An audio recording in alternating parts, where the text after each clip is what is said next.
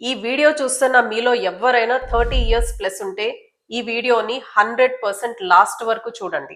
10 నిమిషాలు స్పెండ్ చేయండి. ఎర్లీగా రిటైర్మెంట్ ప్లాన్ చేయడం ఎంత ఇంపార్టెంటో ఈ వీడియోలో మనం చూద్దాం. మన ఓల్డ్ ఏజ్ కోసం డబ్బులు దాచుకోవటం కాదండి, మన గౌరవాన్ని మనం నిలబెట్టుకోవటం. కానీ నెంబర్ ఆఫ్ ఇయర్స్ గడిచిన కొద్దీ మనకి యాక్చువల్ రిటర్న్స్ కనిపిస్తాయి. బికాస్ ఇనీషియల్ ఇయర్స్ లో మీకు వచ్చిన రిటర్న్స్ తిరిగి దాని మీద మళ్ళీ రిటర్న్ జనరేట్ అవుతుంది కాబట్టి మనకు ఆ డిఫరెన్స్ నెంబర్ ఆఫ్ ఇయర్స్ గడిచిన కొద్దికి ఆ అమౌంట్ లో అంత గ్రోత్ కనిపిస్తుంది. రిటైర్మెంట్ తర్వాత మన ఖర్చులు వీలైనంత వరకు మనమే చూసుకునే పరిస్థితి ఉండాలి. మీ పేరెంట్స్ అంటే మీకు ప్రేమ లేదా, కానీ మీరు వాళ్ళతో కలిసి ఉంటున్నారా? మనమే కలిసి ఉంటున్నప్పుడు రేపొద్దున మన పిల్లలు వాళ్ళ ఫ్యామిలీ వాళ్ళకుంటుంది, వాళ్ళ ఖర్చులు వాళ్ళ ఈఎంఐలు వాళ్ళకుంటాయి కదా. హలో, ఈ రోజు నేను మాట్లాడుతున్న topic is very close to my heart అండి. మనం ఎప్పుడు ఫైనాన్సెస్ గురించి మాట్లాడుకున్నా మనం మన ఫ్యామిలీ గురించో, పిల్లల గురించో, ఫ్యూచర్ ఎలా ఉండాలి అన్న దాని గురించో మనం ప్లాన్ చేసుకుంటాం. ఈ రోజు మనం మాట్లాడుతున్న టాపిక్ మీ గురించి, మీ మీద డిపెండ్ అయి ఉన్న మీ లైఫ్ పార్ట్నర్ గురించి.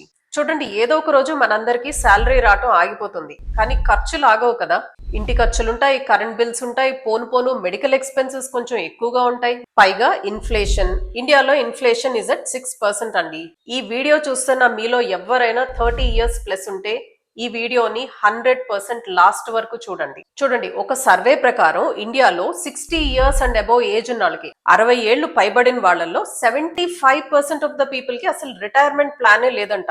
మనం ఇక్కడ అర్థం చేసుకోవాల్సిన విషయం అండి, అంటే అంతమంది పెద్ద వయసు వాళ్ళు ఒకసారి వాళ్ళ శాలరీ రావటం ఆగిపోయిన తర్వాత వాళ్ళు వాళ్ళ పిల్లల మీద డిపెండ్ అవుతారు. అంటే ఏళ్ల తరబడి కష్టపడి శాలరీ వచ్చినా కూడా వాళ్ళ రిటైర్మెంట్ గోల్స్ ని వాళ్ళు అచీవ్ చేసుకోలేకపోతున్నారు. మీలో చాలా మంది ఈ వీడియో మనకు కాదులే, 50 ఇయర్స్ వచ్చిన తర్వాత చూద్దాం అనుకునే వాళ్ళు ఉంటారు.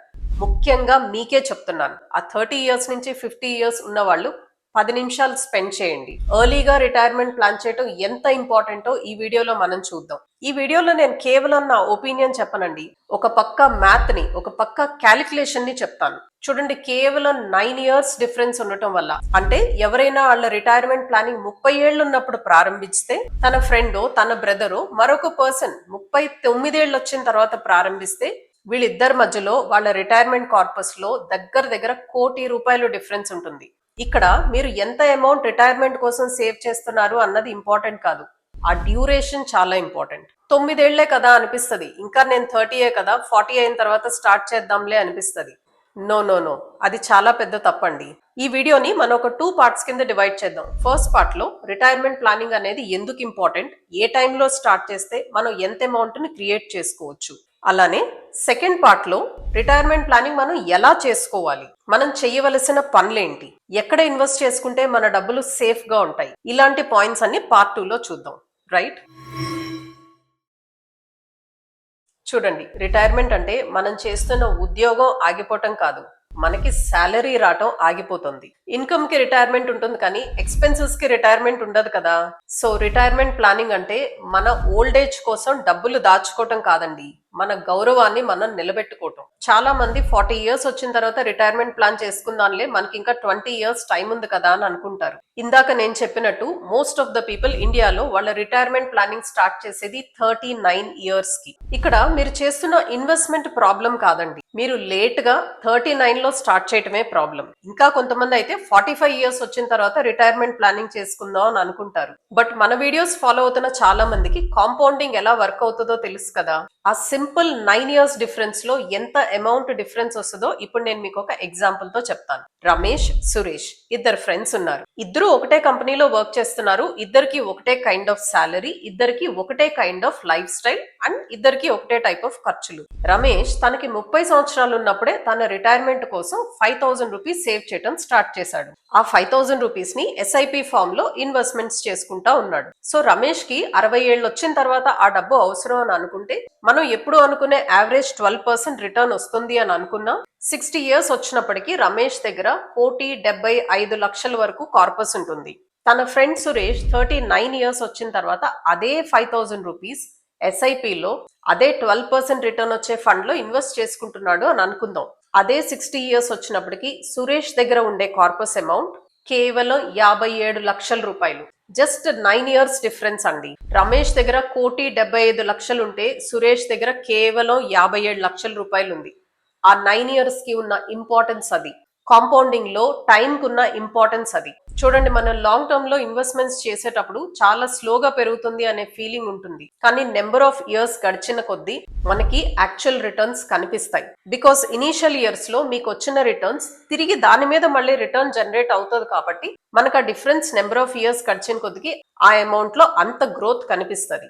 సో ఇప్పుడు మీకు అర్థమై ఉంటుందండి, ఒక 9 సంవత్సరాలు ఆలస్యంగా మనం ప్లాన్ చేసుకోవటం వల్ల ఎంత పెద్ద అడ్వాంటేజ్ ని మనం కోల్పోతున్నాము అని. ఇప్పుడు నేను మీకు మరొక ఇంపార్టెంట్ విషయం చెప్తున్నాను. ఇది మనం చేసిన క్యాలిక్యులేషన్స్ కన్నా కూడా చాలా ఇంపార్టెంట్. రిటైర్మెంట్ లైఫ్ లో ఇదే అసలైన ఛాలెంజ్. మన చిన్నప్పుడు most of the families are joint families అండి. తాత, నానమ్మ, అమ్మ, నాన్న అందరూ కలిసి ఉండేవాళ్ళు. అందరూ ఒకటే ఇంట్లో ఉంటున్నారు కాబట్టి వయసు పెరిగిన తర్వాత పెద్దవాళ్ల బాధ్యతని పిల్లలు తీసుకునేవాళ్ళు. కానీ ఇప్పుడు మన డేస్ లో మనం ఎంతమంది జాయింట్ ఫ్యామిలీస్ లో ఉన్నామండి? మన పేరెంట్స్ తో కలిసి మనం ఉంటున్నామా? మీలో ఎంతమంది పేరెంట్స్ తో కలిసి ఉన్నారు? కామెంట్స్ లో మెన్షన్ చేయండి. I feel very happy. ఇప్పుడు most of the families nuclear families అయిపోయినాయి. నేను ఎవరిని తప్పు పట్టడం లేదండి. పిల్లలు వాళ్ళ ఎడ్యుకేషన్ కోసమనో వాళ్ళ ఫ్యూచర్ కోసమనో వేరే సిటీస్ లో ఉంటున్నారు. కొన్ని కేసెస్ లో అయితే వేరే కంట్రీలో ఉంటున్నారు. ఇది మంచిదా చెడ్డదా అన్నది ఇప్పుడు నేను విశ్లేషించట్లేదు. కానీ మనం అందరూ యాక్సెప్ట్ చేయాల్సిన ఒక ఫ్యాక్ట్, రిటైర్మెంట్ తర్వాత మన ఖర్చులు వీలైనంత వరకు మనమే చూసుకునే పరిస్థితి ఉండాలి. మనకి ఎవ్రీడే నీడ్స్ అయిండొచ్చు, మెడికల్ ఎక్స్పెన్సెస్ అయిండొచ్చు, ఒక డాక్టర్ దగ్గరికి వెళ్ళి ఒక టెస్ట్ చేయించుకోవాల్సిన అవసరం వచ్చుండొచ్చు. ఇలాంటి ఏ ఖర్చులు వచ్చినా మన ఖర్చులు మనమే భరించే స్టేజ్ లో ఉంటే అది మనకి గౌరవంగా ఉంటుంది. అంతేకాదండి, ఏ మనోడో మనోరాలో మీ దగ్గరకు వచ్చి తాత నాకు సైకిల్ కొనిపెట్టు అంటే ఇప్పుడు కాదులే నాన్న మళ్ళీ చూస్తాను అని చెప్పే పరిస్థితి మీకు ఉండకూడదు. ఆ చిన్న వస్తువు మనవాళ్ళకి మనోరాలకి కొనిచ్చే ఆనందాన్ని మీరు కోల్పోకూడదు. చూడండి, మన పిల్లలు మనని ప్రేమించరు అని కాదు. మీ పేరెంట్స్ అంటే మీకు ప్రేమ లేదా? కానీ మీరు వాళ్ళతో కలిసి ఉంటున్నారా? మనమే కలిసి ఉంటున్నప్పుడు రేపొద్దున మన పిల్లలు వాళ్ళ ఫ్యామిలీ వాళ్ళకుంటుంది, వాళ్ళ ఖర్చులు వాళ్ళ ఈఎంఐలు వాళ్ళకుంటాయి కదా. చూడండి, పిల్లలు సహాయం చేస్తే అది వాళ్ళు మన మీద చూపిస్తున్న ప్రేమ. కానీ మన అవసరాలకి మన ఖర్చులు మనమే పెట్టుకోవటం అది మన గౌరవం కదా. మరొక ఇంపార్టెంట్ విషయాన్ని కూడా మనం గుర్తించాలండి. ఇప్పటికే మనం లైఫ్ స్టైల్ చేంజెస్ చాలా చూస్తున్నాం. ఒకప్పుడు ఓల్డ్ ఏజ్ అంటే పిల్లలతో కలిసి ఒకే ఇంట్లో ఉండేవాళ్ళు. కానీ ఇప్పుడు సీనియర్ సిటిజన్స్ కోసం రిటైర్మెంట్ కమ్యూనిటీస్ అని, అసిస్టెడ్ లివింగ్ హోమ్స్ అని, సీనియర్ లివింగ్ ప్రాజెక్ట్స్ అయితే most of the major cities లో ఫుల్ డిమాండ్ లో ఉన్నాయి. మీరు విజయవాడ తీసుకోండి, వైజాగ్ లో చూడండి, హైదరాబాద్ లో చూడండి, బెంగళూరు, చెన్నై, మీరు ఏ ప్లేస్ అయినా చూడండి, సీనియర్ లివింగ్ ప్రాజెక్ట్స్ కి ఇప్పుడు ఇంపార్టెన్స్ చాలా పెరుగుతుంది. ఇంకొక 15-20 years తర్వాత ఇది చాలా సాధారణమైన విషయం అయిపోతుంది. Most of the elders senior living projects లో ఉండటానికే ఇష్టపడతారు. నేను మళ్ళీ చెప్తున్నాను, పిల్లలకి మన మీద ప్రేమ లేదు అని కాదు. వాళ్ళ బిజీ లైఫ్ లో మనం వాళ్ళ దగ్గరికి వెళ్ళి వాళ్ళకి బర్డెన్ గా ఉండి ప్రతి చిన్న విషయానికి వాళ్ళ మీద డిపెండ్ అవటం కన్నా ఇలా సీనియర్ లివింగ్ ప్రాజెక్ట్స్ లో ఉండటం వల్ల మనం మరింత హ్యాపీగా ఉంటాం.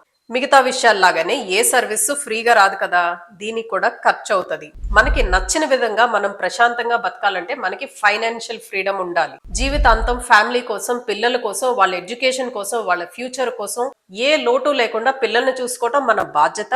మనం ఆ పని ఆల్రెడీ చేస్తున్నాం. కానీ మన గురించి మనం కూడా ఆలోచించాలి.